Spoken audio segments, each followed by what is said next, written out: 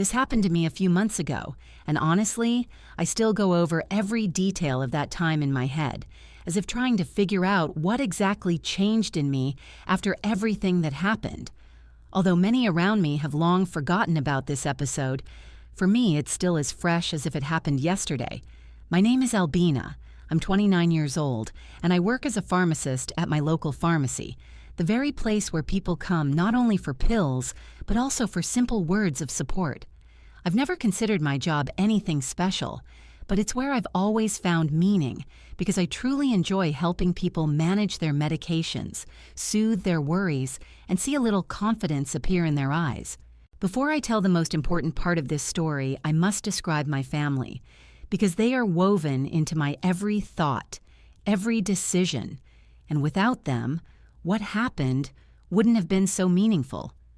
My parents live in a small house they've owned for years. It smells of coffee, old newspapers, and Mom's apple pie, and even though it's in dire need of some renovation, it always feels like the safest place on earth. My dad is retired and spends most of his time in his chair in front of the TV, loudly commenting on the news and complaining about everything from politics to the weather. My mom, on the other hand, can't sit still and works part-time at a grocery store. Not because she needs the money, but because she needs to feel useful.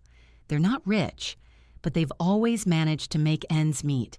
And watching them, I realize that the real strength of a family isn't in the amount of money, but in the ability to stick together. I have an older sister, Emma, and even though we're only 5 years apart, I often feel like there's a lifetime between us. She's 34 and already has her own family. She's married to Jake, a guy who works in construction when he can find work.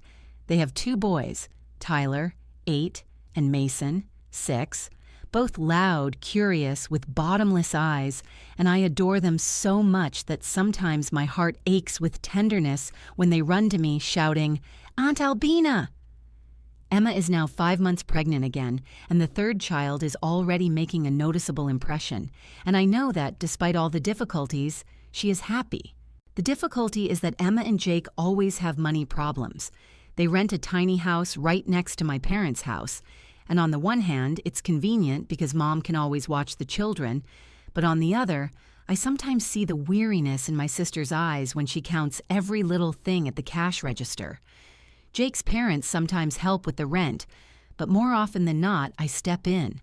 I buy the kids' school supplies, pay for their sports activities, and even pick up the utility bills when things are really tough. And I'm not complaining. I genuinely want to help, because this is my family, and if not me, then who? The only thing they all liked to joke about was my car, my old beat-up Honda, which had served me faithfully for 8 years. The paint had long since faded in the sun, the driver's door creaked so loudly it could be heard from the entire block, and the air conditioning only worked when it felt like it. "When are you going to get rid of that piece of junk?" Jake would laugh as I pulled up to their house. "One day, that thing will definitely die." Dad would shake his head, as if seeing my car as a symbol of my stubbornness. And Emma, laughing, would repeat every time, "I can't believe you're still driving that shameful wreck." But I stubbornly answered the same thing. I won't buy a new car until this one dies completely. Yes, they thought I was greedy or too stubborn, but the truth was, I'd been saving for a long time and had a decent amount in my savings account. I lived in a small apartment, didn't eat out, took food from home to work, and spent almost nothing on myself. And that's what gave me a sense of pride. I could support my family while knowing I had a financial cushion. And then, last month, my trusty Honda finally gave in. I was driving home after a long shift when I suddenly heard a terrible grinding noise, and then the car jerked as if in agony and stopped right in the middle of the road. Thick smoke billowed from under the hood, and I stared at the gauges in confusion, as if hoping they'd change their minds. But it was all over. I had to call a tow truck, and I took it to my mechanic, hoping for a miracle. He stared at her for over an hour, and then just sighed and threw up his hands. "Sorry, Albina, but that's it this time. The engine is dead, and the repairs will cost more than the car itself is worth." His words sounded like a death sentence. So I was left without a car, and the question of how to get to work became my nightmare.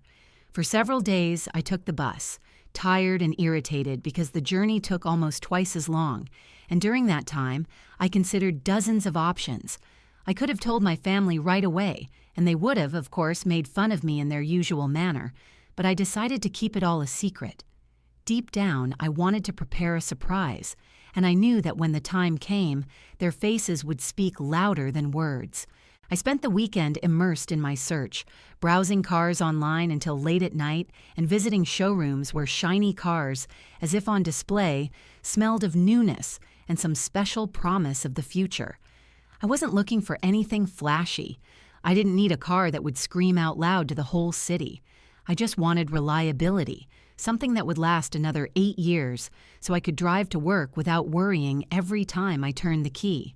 But then I saw it, in the parking lot, as if it had been waiting just for me.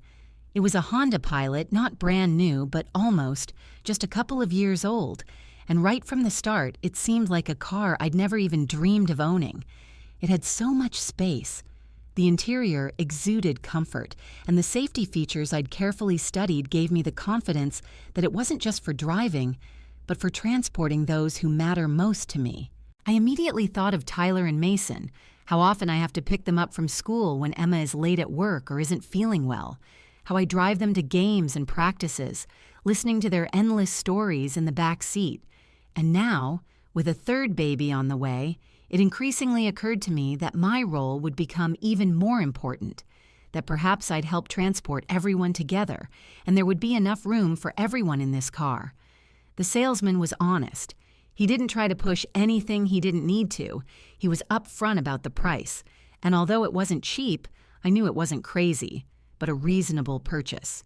I did the math, calculated everything, and realized I could pay for it entirely from my own savings, without loans, without those months-long payments that make you slack. The paperwork seemed like an eternity, signatures, copies, waiting for each piece of paper to be verified, and I sat there, impatiently fiddling with my pen as the hours ticked away. But by Friday evening, I was holding the keys in my hand and driving home in my new car, and it was a feeling I'll never forget. The seats hugged me softly. Every button worked perfectly. The air conditioning blew cool air exactly when I wanted it to. And most importantly, it was mine. Completely and utterly mine. The next day, Saturday, I decided it was time for a surprise. Every weekend we have dinner at my parents' house, a long-standing tradition that no one ever misses, and I knew that this was where I could show everyone what I'd been up to these past few days. I couldn't wait to see their faces, to catch every emotion, every word. Saturday arrived and I drove to my parents' house, my heart beating a little faster than usual. Emma and Jake's old, battered minivan was already parked on the lawn, as if guarding the yard, and I pulled up and parked my brand new car a little further away, so they wouldn't notice it right away. I sat there for a full minute, smiling to myself, then grabbed the bottle of wine I'd brought for dinner and headed for the house. The only thing that was pounding in my head was time to show them what I'd been up to. Inside, everyone was already seated at the dining table. Mom had prepared her usual Saturday snacks, the aroma of which filled the entire house, making me smile as if the food itself were part of the family atmosphere. We sat down, began eating, laughing, and suddenly Emma, with a grin, said, "So, Albina, how's your death trap doing?"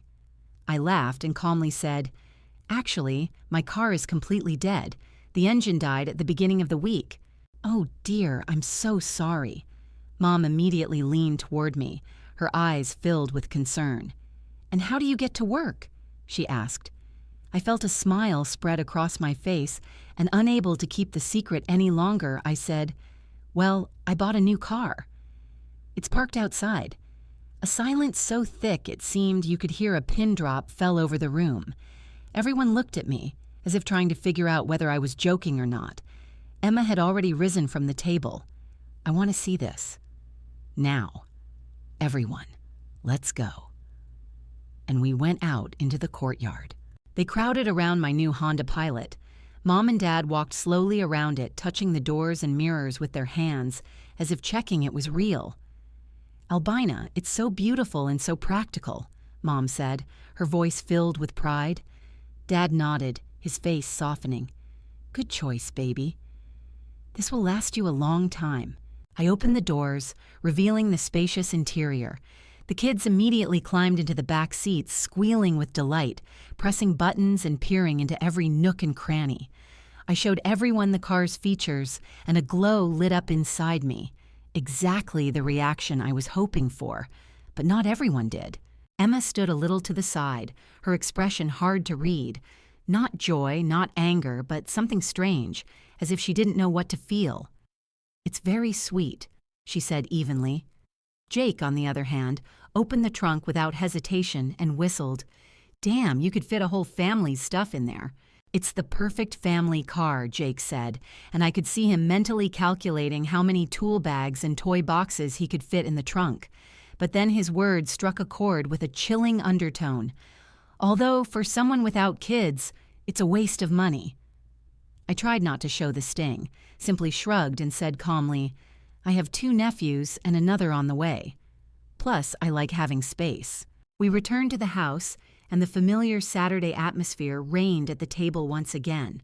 The smell of casseroles, quiet conversations, the children's boisterous chatter. Only Emma seemed to have sunk into some kind of shadow. She picked at her food, barely touching it, casting glances at me that I couldn't quite decipher, and it made me feel uneasy, as if something unspoken and heavy hung in the air. We were almost finished dinner when Emma suddenly dropped her fork on her plate with a loud clink, and the room fell silent so profound that even the children went quiet. She looked straight at me and said, You know what, Albina? You have to give me that car. At first I thought she was joking, but her expression was so serious that I froze, unsure of what to say. Emma, what are you talking about? I finally managed to choke out. She sat up abruptly and said almost solemnly, Think about it. You don't have a family. You don't have children. You earn a decent amount of money and could buy another car. But we really need this car. Our minivan is falling apart. It's already too small for 3 kids, and we'll have another one in 4 months. Your car would be perfect for a family our size. I glanced around at the others, and what I saw made my heart clench. Jake nodded, as if confirming every word, and my parents, to my horror, looked like they were seriously considering this crazy idea. Emma, I'm not giving you my car. I just bought it yesterday, I said firmly, trying to remain calm. But my sister didn't back down. But it makes sense. You're selfish. These words hit hard, and I couldn't take it anymore, snapping back, Selfish? Me? How selfish am I if I just want to keep a car I just bought with my own money, because you need it more? If you need a new car so badly, then sell your old one and get a loan like everyone else. Emma's eyes widened, tears glistening. I can't believe you're acting like this. We're your family and you always help us. And now? Her voice wavered. I'm constantly giving you child support, paying your bills, paying for your gym memberships. I interrupted, feeling anger boiling. So don't call me selfish. That's different, Mom interjected quietly, and her words chilled me. It would really help Emma and Jake. She's right. She needs it more than you do. You're alone. Dad chimed in, adding, You can afford another car. I felt like I'd entered a parallel reality where the people closest to me suddenly decided that everything I'd earned through my hard work and saving should be given away simply because I didn't have children.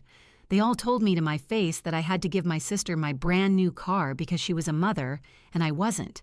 I abruptly pushed back my chair and stood up. Guys, I don't believe you. I came here with joy, to show you what I worked so hard for, what I afforded myself after all those years of saving, and you want to take it away from me. Albina, sit down, Dad said, extending his hand. Let's talk about this calmly. There's nothing to talk about. The answer is no. I grabbed my purse and left, feeling my heart pounding in my chest. I got into the car, my hands shaking on the steering wheel, and drove home without looking back. I'd barely had time to change when the phone rang. First it was Mom, then Dad, then Emma. But I didn't answer any of them. I knew too well what they were going to talk about and didn't want to listen to their persuasion again. The calls continued all evening, and when it became clear I wasn't going to pick up, the messages started coming in. Albina, please think again. Emma really does need this car, Mom wrote. You're hurting your pregnant sister. Think about what's best for the family, Dad wrote next.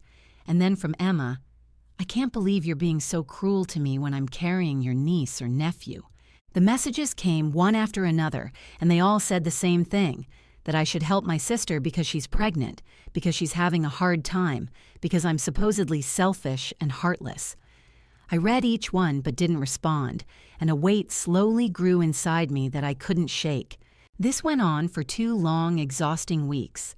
Every day, as if on schedule, came calls that I ignored, and dozens of messages written with such pressing concern that each one felt like a small prick in my conscience. They kept repeating the same things, that I should think about what was best for the family, that Emma was pregnant and shouldn't be upset, that my coldness was hurting her, that I was being cruel and selfish. Sometimes the words were soft, sometimes harsh, but the essence remained the same. They were pressuring me. And then they decided to drag other relatives in. One evening during the 2nd week, Aunt Linda called me, and her voice on the phone was soft, almost sing-song, as if she already knew what she was about to persuade. "Albina, dear," she began, "I heard about your situation with Emma. Don't you think you should help your sister? She's having such a hard time right now with the pregnancy, Jake's job, and everything else." I felt my heart sink, but my answer was quick and firm. "Aunt Linda, I'm not giving my car to anyone. I bought it with my own money, and I'm keeping it." She tried again. "But dear, this is your sister. She's pregnant, and family is the most important thing, you understand." But I no longer had the strength for such persuasion, and I answered curtly, "The answer is no. I will not change my mind." And without waiting for further comment, I hung up. I was struck by the fact that even my extended family had been drawn into this story, and it filled me with a strange sense of betrayal. I knew I was right. I'd worked for years, saved every little thing, denied myself every unnecessary thing, so that I could finally buy what I truly needed and cherished. And just because my sister had children didn't mean she had the right to take away what I'd honestly earned. I recalled how many times I'd helped them, with school fees, with fees for sports activities, with utilities, all without expecting gratitude. But what I now heard from them felt not like a request, but a demand. After 2 weeks of constant attacks, I felt exhausted, as if I were reliving the same scene over and over again, and yet I stood my ground. I wasn't going to give them my car, no matter how many times they called, wrote, or tried to make me feel guilty. But the guilt wouldn't go away, like a sticky web enveloping me, and I was beginning to doubt whether I really had the right to be happy with so many expectations. And then something happened that I now call a small miracle. My college friend Sarah called, and her voice sounded like fresh air after a stuffy room. "I'm getting married," she said excitedly, "and I really want you to come to my wedding. Please tell me you can make it." I almost burst into tears at how unexpected and timely it was. Sarah lived in California on the other side of the country, and we hadn't seen each other for almost 2 years, even though we'd once shared a room for 3 long years, and she knew everything about me, from my habits to my fears.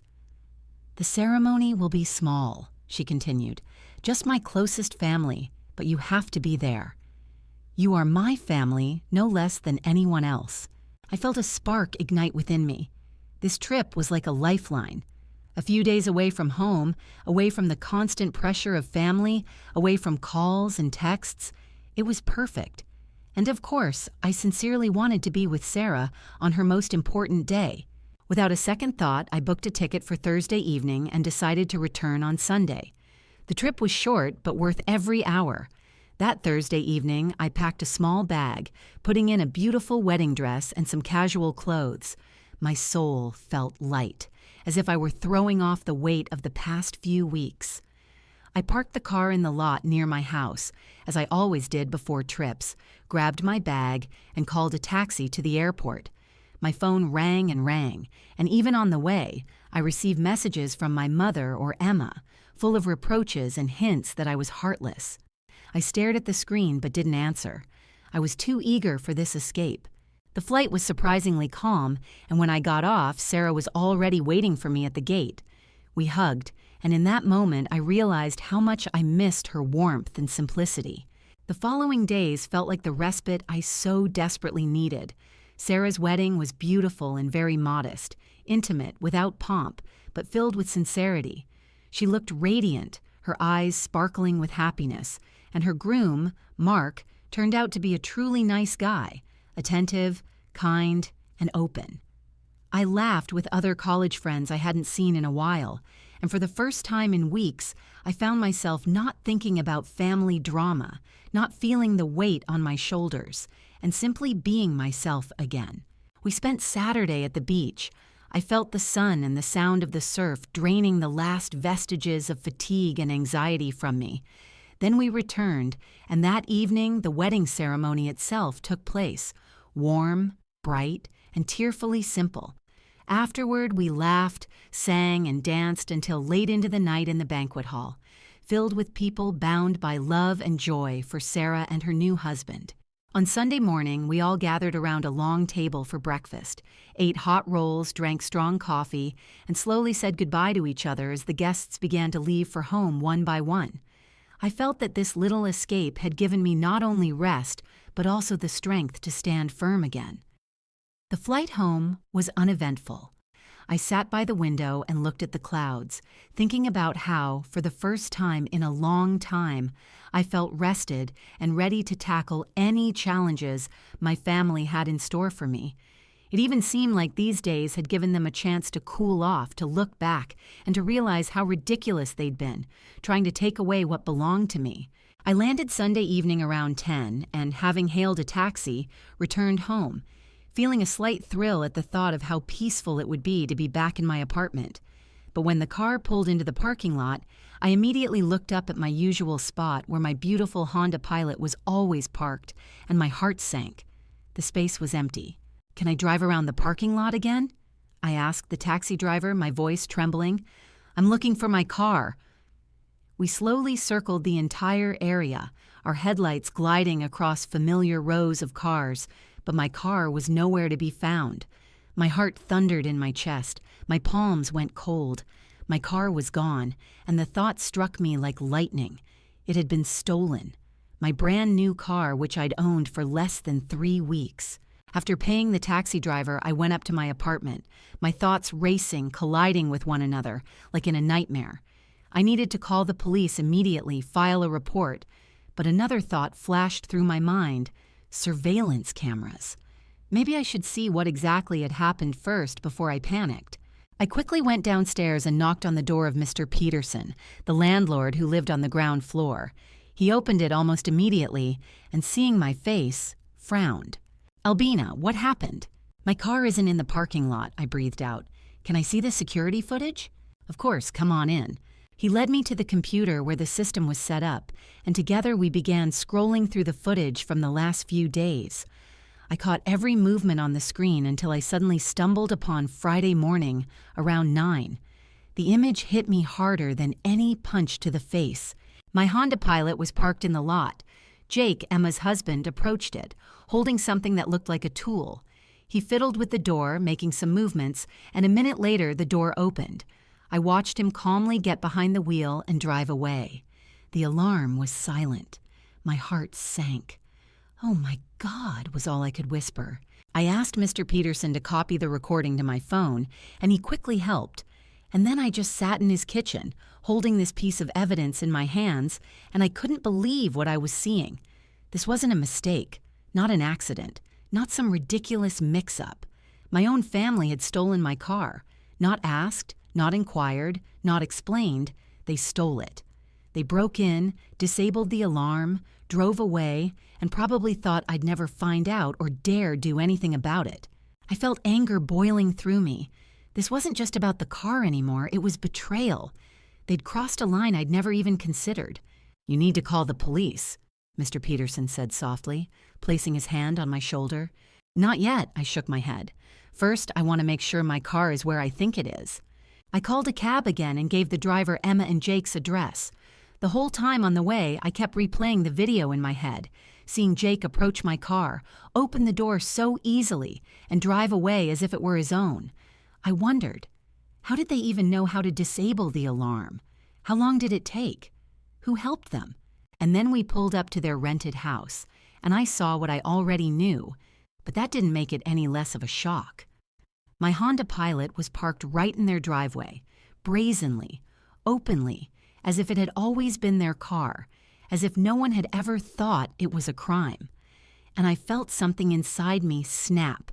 They didn't even try to hide it, and that's what struck me as the most disgusting. I only had to glance out the taxi window to see my car, brazenly parked right in their driveway, as if it had always been their property. And at that moment, my hands shook so violently, I could barely restrain myself from screaming at the top of my lungs. They really did it. They stole my car and parked it in front of their house, as if I were nothing and nobody to them. I jumped out of the taxi and angrily walked to their door, banging my fist so hard it felt like the wood was about to split. And I no longer cared about the neighbors, the passers-by, or the possible scandal. Everything inside me was seething so much I could barely see in front of me. Jake opened the door, and Emma immediately appeared behind him. The expressions on their faces completely killed me. Jake grinned as if he'd spotted an old friend, and Emma stood there with a victorious air, as if she'd just received a long-awaited prize. "Hey, Albina," Jake said casually, as if I'd come for a cup of coffee and not to demand the return of something stolen. I raised my hand and pointed directly at my car, parked in their driveway, and my voice shook with rage. "What the hell is my car doing here?" Emma stepped forward, her lips curled into a smug grin, and uttered words that seared themselves into my memory like a knife. "Well, if you weren't so stubborn, we wouldn't have to take matters into our own hands." Take matters into our own hands. I could barely get the words out, my breath catching in my throat. "You stole my car." "We didn't steal anything," Jake interrupted, folding his arms across his chest. "We just took what you should have given us in the first place. How did you even get involved in this?" I looked at him, trying to figure out how far they were willing to go. Emma smiled, her eyes glittering with a cold satisfaction. "Remember those spare apartment keys you left with Mom and Dad a few years ago? You said, 'just in case.' Well, that was exactly it. We stopped by your house while you were in California and took your car keys." The words hit me in the stomach, and I even stumbled back. They hadn't just stolen my car, they'd broken into my apartment, my personal space, where I never invited anyone without permission. "Give me back the keys right now and get your hands off my car," I muttered through clenched teeth. Emma laughed loudly, deliberately, as if savoring every sound. "I don't think so. It's our car now. You can go buy another one." "That's theft," I said, feeling my voice tremble. "I'm calling the police." "Okay," Emma shrugged. "We'll tell them you promised us a car and then changed your mind." "Who do you think they'll believe? A single woman or a pregnant mother with 2 children?" And with those words, she slammed the door in my face, leaving me standing there with shaking hands and a racing heart. I looked at that closed door and felt rage and distrust seethe within me. They thought they could simply steal what was rightfully mine and avoid the consequences. They assumed I was too afraid of causing a family scandal to fight for what was mine. They were wrong. I called another taxi and headed straight to the police station because at that moment something completely snapped inside me. I was tired of playing their games and tired of being convenient. If they decided to treat me like an enemy, then let them face real consequences, real law. At the station, I explained the situation to the officer at the desk, and he took me to a detective named Martinez, who listened to my story attentively and without asking unnecessary questions. "So, your son-in-law took your car without your permission?" he asked. "Yes." I pulled out my phone and opened the camera footage. I have video evidence of him stealing it from my parking lot. I showed him the video, and the detective nodded, his face calm, but his eyes said he was taking the matter seriously. "Where's the car now?" he asked. "Parked at their house. I just got back from there. They refused to give it back." "Okay," Martinez said. "Then we need you to file a theft report." "Do you have the car's papers?" I pulled out the registration and insurance papers, my hands shaking as I handed them over. "I just bought it 3 weeks ago," I added. "The car is registered in my name." "Great. We'll send a team to seize the car and bring your son-in-law in for questioning," he said calmly. I filled out all the paperwork, signed the statement, and left them Emma and Jake's address. The detective assured me they would contact me as soon as they returned the car and spoke with Jake. And for the first time in weeks, I felt like I was truly right. The next day, the phone rang, and when I saw Detective Martinez's name on the screen, my heart sank. I already knew the conversation would be serious, but I forced myself to answer, holding the phone with both hands to hide my trembling. His voice was calm, almost casual, but every word struck a chord. Your car is at our station. Your son-in-law has been arrested for theft. We've also called your sister in for questioning, as she admitted to participating in this. Exhaled, gathering my strength, and asked the question that had been nagging at me since the moment I signed the statement. Can I come and pick up my car? Yes, of course, he replied, but then paused and added, There's just one situation you should know about. Your family is here, and they want to talk to you. I drove, even though every cell in my body screamed at me not to, but inside I felt like I had to see it with my own eyes. When I walked into the police station, I was greeted by chaos. Emma was sitting in a chair, her eyes red from crying, mascara running down her cheeks, sobbing loudly so everyone could hear her despair. And my parents were pacing the room like cornered animals, restless, and I could tell from their expressions that another scene awaited me. Upon seeing me, they rushed toward me as if I were the criminal, not the victim. Albina! Mom grabbed my hand, her fingers shaking. You have to drop these charges right now. How could you do this to your own family? My father, frowning, added harshly and demandingly, Immediately. This is unacceptable. Emma raised her head, her face streaked with tears, but her eyes blazed with anger, and through her sobs she said, You're a monster. You're trying to destroy my family. I pressed my lips together and said quietly but firmly, I just want my stolen car back. He's going to jail because of you. Emma shrieked so loudly that people turned around. The father of my children could end up behind bars. He's there because he stole my car, I said, trying not to raise my voice. Mom burst into tears too, her shoulders shaking. Please, Albina. Think about the children. Think about Emma's pregnancy. You can't let Jake go to jail over some car. I felt a fresh wave of anger wash over me and I exhaled. It's not just a car, Mom.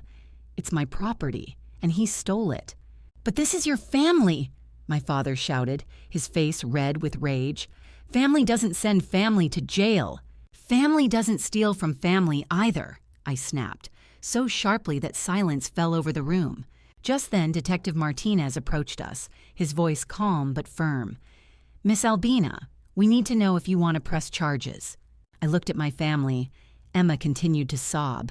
My parents looked at me as if I had committed the crime, and not a single one of their faces showed any understanding of what Jake had done. No one but me saw the obvious here. He had broken the law. I took a deep breath and said, I'll drop the charges, but only on one condition. You all leave me alone. I never want to have anything to do with you again. Albina, don't be dramatic, my mother tried to reason with me. I'm not being dramatic. I looked her straight in the eye. I'm tired. You stole from me. You broke into my apartment. And then you pretended I was the bad person for being upset. I'm cutting off all ties with you. You can't mean that, my father's voice wavered, but I could already see that deep down he still blamed me. I'm absolutely serious, I said coldly. I'll drop the charges against Jake, but in exchange, you will never have any contact with me again. No calls, no messages, no visits. That's it, we're done. I turned to Detective Martinez. I'm dropping the charges. He nodded and left to fill out the paperwork. Jake was released a few hours later, though I later learned he was held for a couple more days for resisting arrest when they tried to apprehend him, and that was perhaps the only satisfaction I had in the whole situation. I returned my car and drove home. That same night, I blocked all their phone numbers, every account on Facebook, Instagram, and basically every platform where they could reach me. I wanted to erase them from my life in one fell swoop. The following months were surprisingly peaceful. There were no endless calls asking for money, no constant reproaches and remorse for not helping enough, no yelling and drama that my sister usually brought into my life. For the first time in years, I could simply live my life, breathe freely, without the daily expectation of what new crisis they would bring to my doorstep. About 5 months after I'd completely cut them out of my life, my phone rang from an unfamiliar number, and deep down, I knew it wasn't a coincidence. When I heard Aunt Linda's voice, I immediately realized she'd found a way to reach me, as I'd blocked all other contacts. "Albina, dear, I have news about Emma." Her voice was soft, but there was a hint of tension. "She's had a baby, a little girl. Your parents wanted me to tell you you have a new niece." I froze for a second, but then answered coldly and firmly, "Fine." I wanted to end the conversation there, but Linda persisted. "Don't you want to know her name? See photos?" she asked, almost pleadingly. "No," I said sharply, as if cutting with a knife. "Albina." Her voice trembled. "Don't you think this has all gone on too long? 5 months. Maybe it's time to forgive and forget." I almost laughed. The very appeal seemed so absurd. "Forgive and forget?" I repeated, feeling my indignation boiling within me. "Linda, they stole my car. They broke into my apartment. They treated me like trash and then expected me to accept it." "But they're your family," she countered softly, as if that should have made it all undo what had happened. "No," my voice shook with anger. "They stopped being my family the day they decided my sister's wishes were more important than my rights." "Are you really willing to lose your entire family over a car?" she asked bitterly. "I didn't deprive them," I replied. "They abandoned me when they decided to rob me instead of respecting my decision." "What about the kids?" Her voice was now full of pain. "Tyler and Mason miss their aunt, and now there's a new child who will never know you." These words cut me to the quick. I truly missed my nephews. I missed their laughter and simple hugs, but I knew I couldn't maintain a relationship with them if their parents continued to see me as nothing more than a resource to be exploited. "It's not my choice, Linda. It's Emma and Jake's choice. They decided that stealing was more important than family. Your parents are getting old, Albina." Her voice wavered. "What if something happens to them?" I swallowed, gritting my teeth. "Then I'll read about it in the obituaries." On the other end of the line, I heard her quiet cry. "How can you be so cold?" "I'm not cold," I said calmly but firmly. "I'm just tired of being a doormat. I spent years giving them money, helping them, getting them out of trouble. And the only time I bought something for myself, they tried to take it from me. And when I refused, they stole it." "But you returned the car," she muttered. "It's not the car," I replied. "The thing is, they thought so little of me that they decided they could just take whatever they wanted, and I'd be too weak to resist them." There was silence on the line for a few seconds, and then Linda quietly said, "So that's it. You're never going to talk to them again?" "It's their choice," I said. "They know where I live. They know where I work. If they want to apologize and try to fix it, let them come. But I won't be the first to go to them." I hung up and sat in my apartment, looking out the window where the streetlights were burning, thinking about everything that had happened over the past year. Yes, it was hard sometimes. Yes, I missed my nephews. But I didn't regret standing up for myself for a second. For the first time in my life, I wasn't living under constant pressure from my family. I wasn't dreading every phone call. I wasn't giving all my money to other people's crises. And most importantly, I learned something about myself I hadn't known before. I realized, more than I thought, that I didn't have to tolerate mistreatment just because we were related by blood. They were used to seeing me as a convenient person, someone who would always help, lend, and give. They believed I'd rather lose my car than risk open conflict, but they were wrong. And now they have to live with the consequences of their choices, just as I live with the consequences of mine.